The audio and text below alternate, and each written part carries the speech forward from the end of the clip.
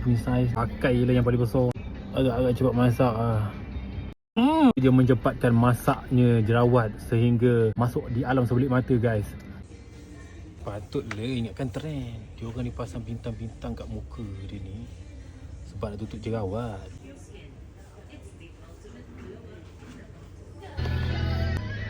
Kandungan kat sini.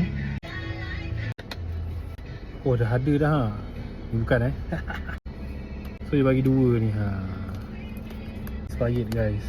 Patutlah aku tengok ada perempuan-perempuan suka pakai benda alam ni tapi corak bintang macam-macam lah. Petak bulat lah, Hello Kitty lah. Rupanya untuk tutup jerawat guys. Lelaki pun boleh pakai tapi pakai macam ni lah. Jangan pakai yang bintang-bintang pula. Lucah tengok lah. Aku punya saiz ni pakai lah yang paling besar. Tutup balik. Kalau boleh pakai ni kena basuh tangan dulu lah guys. Tiada ku sangka bola api sedulunya kecil.